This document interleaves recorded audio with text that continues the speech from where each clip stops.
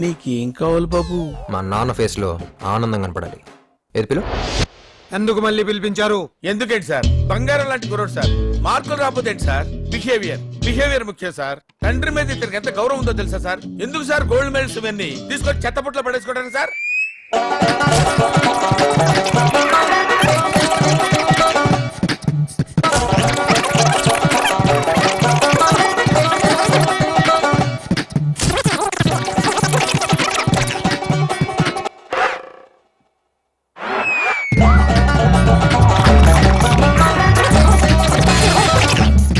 ఆపండి. అడ్మిషన్ ఉందా లేదా?